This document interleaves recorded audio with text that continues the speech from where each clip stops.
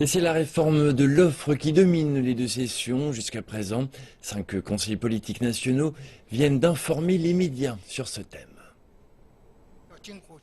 Voici Li Yining, un économiste en chef, également membre du comité permanent de la CCPPC.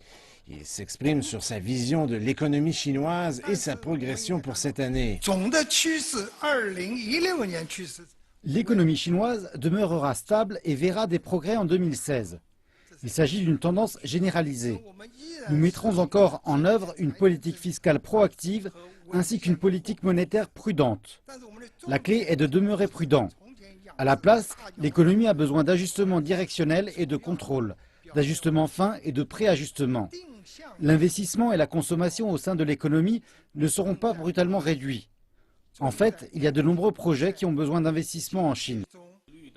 Également lors de la conférence de presse, Yi Gang, membre du comité permanent de la CCPPC, s'est exprimé sur le comment établir le taux d'ajustement ainsi que le mécanisme de transition de la Banque centrale, alors que le plafond du taux de dépôt a été supprimé.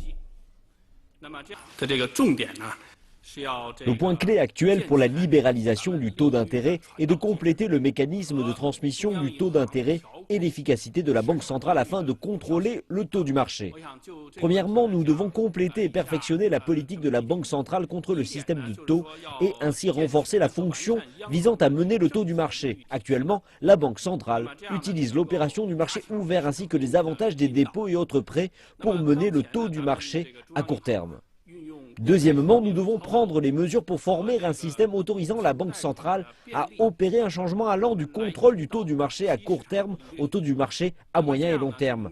Dans le même temps, la Banque centrale peut également recourir au taux de refinancement ainsi qu'au taux fonctionnel de prêt à moyen terme en vue de former un taux à moyen et long terme.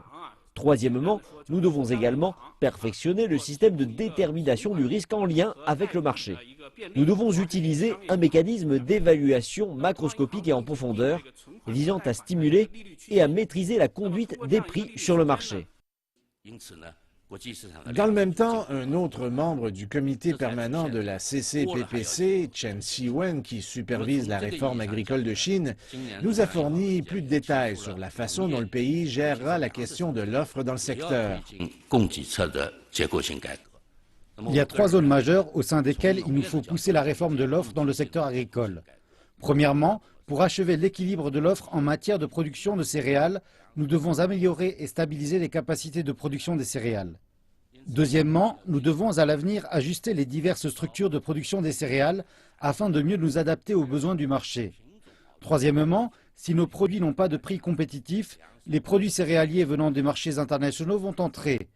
Donc nous devons nous concentrer davantage sur l'innovation et la réforme dans le secteur. L'innovation technologique peut aboutir à une plus grande pression sur la production de céréales, ce qui entraînera une réduction des coûts de production et une amélioration de l'efficacité.